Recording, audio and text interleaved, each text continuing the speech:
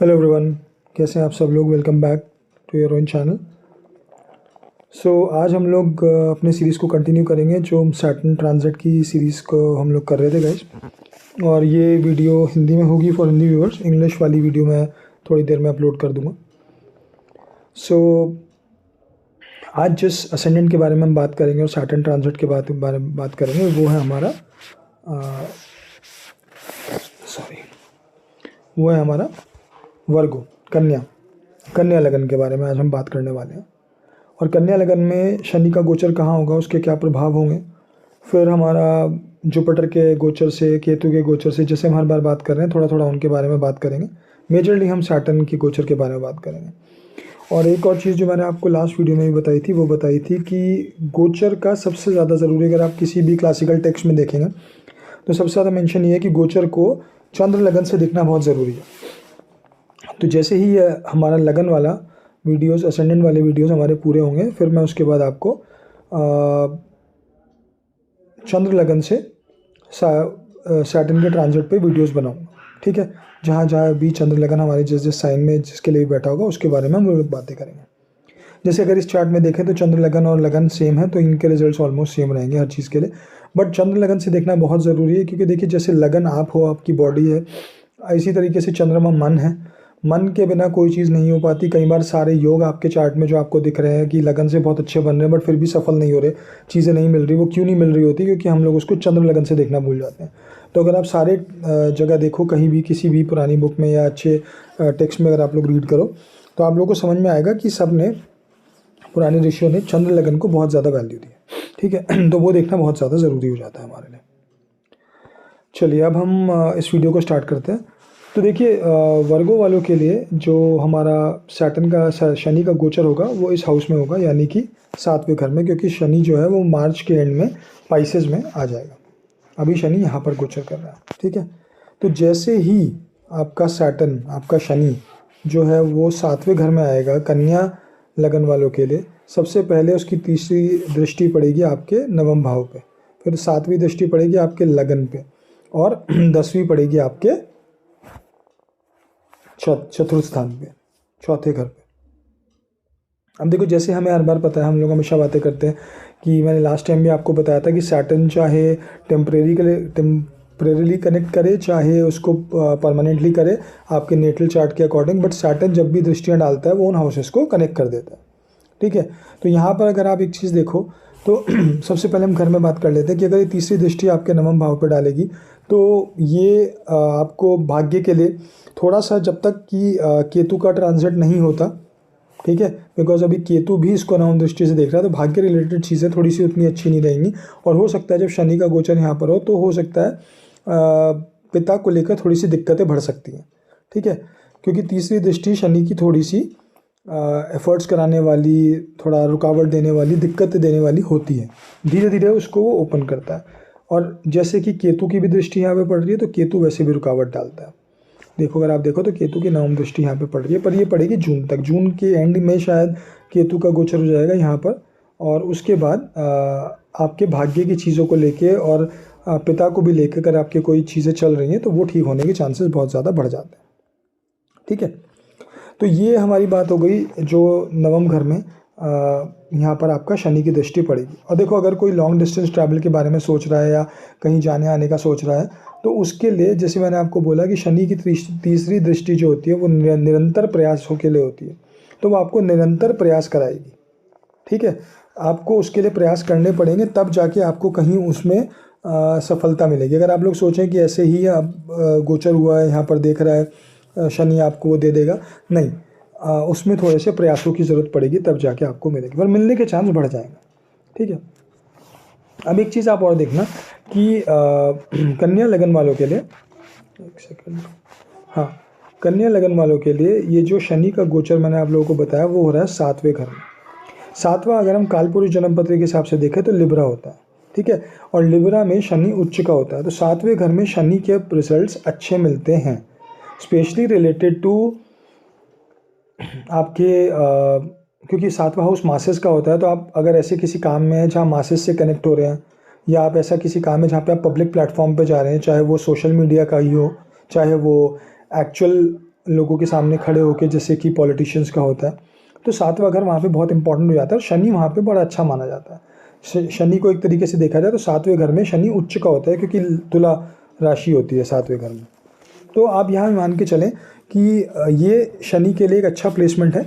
But जैसे मैंने आपको बताया कि इसमें कई सारे फैक्टर्स आपको कंसीडर करने पड़ेंगे, जैसे कि आपके नेटल चार्ट, आपके जो चार्ट है, आपका जो बर्थ चार्ट है, उसमें क्या क्या प्लैनेट बैठे हैं सातवें घर में, क्या प्लैनेट उसको अफेक्ट कर रहे हैं, क्या ये शुभ दृष्टियाँ पड़ रही हैं या अशुभ दृष्टियाँ पड़ रही हैं, या कैसे कैसे चीज़ों पे इफेक्ट हो रहा है। उन सब चीज़ों से प्रभाव पड़ के शनि आके आपको इसके रिजल्ट्स देगा अपने गोचर में। बट यहाँ पर शनि अच्छी चीज़ें देता है, तो अच्छे परिणाम यहाँ पर दिखने के चांसेस ज़्यादा बढ़ जाते हैं। ठीक है, एक सेकंड।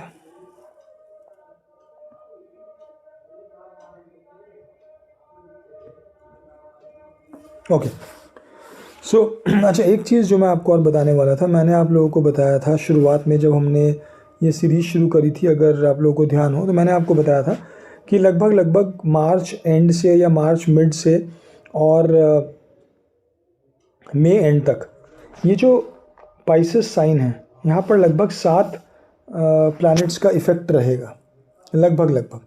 ठीक है, और इसी तरीके से जब यहाँ पर 7 प्लैनेट्स का गोचर होगा तो वो यहाँ पे तो इफेक्ट डालेंगे। इसके सामने जो छठा आपका भाव बनता है, यानी कि वर्गों का बनता है, कन्या का, उस पर भी प्रभाव पड़ेगा। अब आप ये अब देखो, अगर आप नैसर्गिक, अगर आप वो देखो कि कालपुरुष कुंडली देखो, तो कालपुरुष कुंडली में आपको ये पता है कि जो हमारा छठा भाव है, अगर हम कालपुरुष कुंडली देखें वर्गो साइन, वो हमारा जो है इसका पड़ता है रोग का, शत्रुओं का, ऐसी चीज़ों का 7वां भाव पड़ता है, राइट। अब और 12वां घर जो है हमारा, वो वैसे भी पाइसेस साइन अगर देखा जाए तो बहुत ही इमोशनल साइन है। ठीक है, इमोशनल दर्शाता है। 12वां जो घर होता है वो लॉसेस का होता है। ठीक है, 12वां घर जो होता है वो हमारा पाइसेस को अगर देखा जाए तो डीप मेडिटेशन का, एक आइसोलेशन का, असाइलम्स का, इन सब चीज़ों का होता है। ठीक है, आइसोलेशन में जैसे कहीं बंद कर दिया या रह रहा है आदमी अलग, बिल्कुल सबसे कट के, सोशली कट हो गया है, तो वो सब चीज़ें होती हैं। तो देखो, मैंने आपको तब भी बताया था कि इतने सारे प्लैनेट्स जो हैं वो पाइसेस साइन में आ रहे हैं, वो पाइसेस को और वर्गों को अफेक्ट करेंगे। ठीक है, और अगर हम इसे कालपुरुष जन्म कुंडली के हिसाब से देखें तो ये रोग का, शत्रुओं का, जैसे मैंने आपको बताया, इन सब चीज़ों से रिलेटेड अफेक्टेड साइंस होंगे दोनों। तो हो सकता है मार्च एंड से लेके मई एंड तक का टाइम थोड़ा सा प्रॉब्लमैटिक या कोई प्रॉब्लम्स आ सकती है। और ये किसी पर्टिकुलर नहीं बोल रहा हूँ, मैं ओवरऑल जनरल सिनेरियो बोल रहा हूँ। और ये होने को, मैं इसकी नहीं बोल रहा हूँ कि गारंटेड होगी, बट हो चांसेस हैं कि ऐसी कुछ चीज़ें बन सकती हैं। ठीक है, डिजीज़ रिलेटेड कोई भी चीज़ें। और अगर आप देखो तो एक चीज़ और आप समझो कि अभी रिसेंटली मैं आज एक न्यूज़ पढ़ रहा था कि कोई HMPC या HPMC कोई सा एक वायरस है, वो अभी बढ़ना शुरू हुआ है चाइना में, और इंडिया में भी उसके कुछ केसेस मिले हैं। सो आई होप कि ऐसा कुछ ना हो, ये चीज़ें ना बढ़ें। और उसको बोल रहे हैं कि ये कोविड के तरह का ही है, तो ऐसी कोई चीज़ें ना बढ़ें, क्योंकि वैसे भी जैसे मैं आपको जो टाइम पीरियड बता रहा हूँ उसमें डिजीज़ वाले घर और या आइसोलेशन वाली चीज़ों को लेके थोड़ी सी चांसेस बढ़ने के हैं, तो कहीं ऐसी कोई स्थिति ना बन जाए। तो ये मैं एक अनुमान लगा रहा हूँ, ये ज़रूरी नहीं है कि ये बात सही हो। ठीक है, बट जैसे कि ये 2 राशियाँ इफेक्टेड होंगी तो कुछ चीज़ें होने के चांस बन जाते हैं।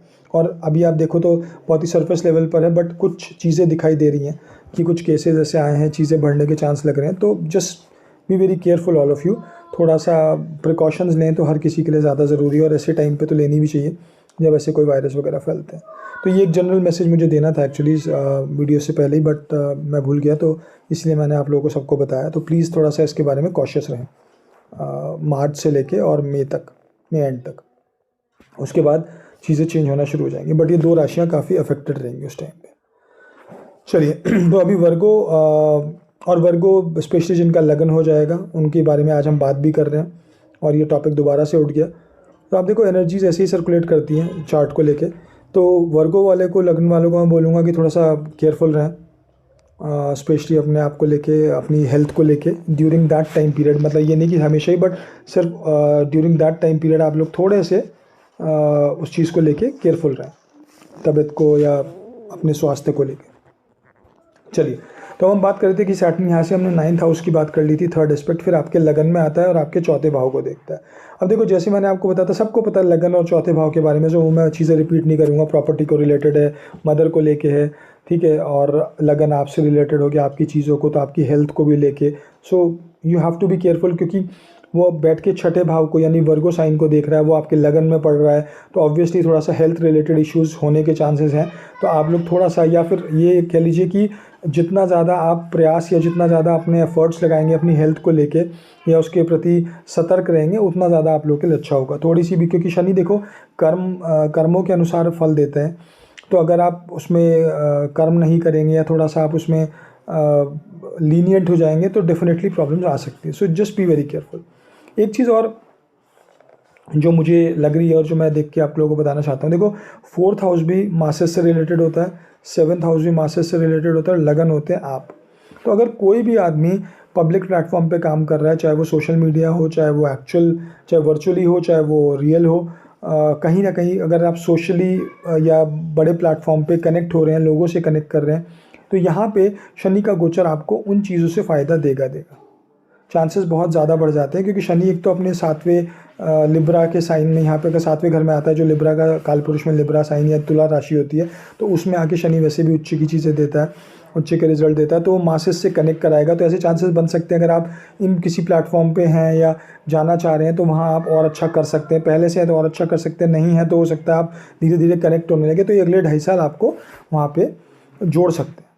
ठीक है, तो ये चीज़ें, इसमें आपका इफ़ेक्ट देखने को ज़रूर मिलेगा। बट जैसे मैंने बताया, थोड़ा सा हेल्थ को लेके भी सतर्क रहें, और बाकी अगर आप करियर वाइज ऐसे किसी प्लेटफॉर्म पे काम कर रहे हैं तो आप लोग के लिए अच्छा रहने के चांसेस काफ़ी।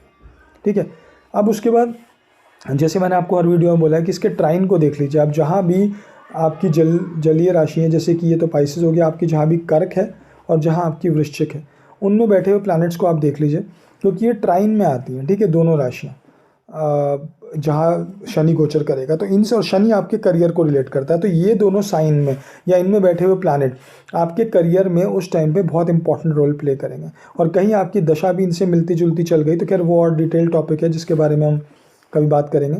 तो उस टाइम वो आपको वो रिजल्ट्स दे सकती है उन रिलेटेड फील्ड्स में, आपकी जॉब लगवाना, या अगर आप वहाँ ऑलरेडी काम कर रहे हैं तो अच्छे रिजल्ट्स देना आप लोगों को ये सैटर्न जो है, शनि जो है, अपने गोचर में करा सकता है। ठीक है, तो इन पे भी आप लोग फोकस करें कि आप लोगों के कौन से प्लैनेट्स बैठे हैं। ठीक, चलिए गाइस, तो ये मेरा एक एनालिसिस था कन्या लगन वालों के लिए, कि किस तरीके से कन्या लगन में शनि का गोचर कहाँ होगा, वो कैसे प्रभाव डालेगा। और एक चीज़ और जो मैं हर बार बता देता हूँ आप लोगों को, तो वो एक बार फिर से बता देता हूँ।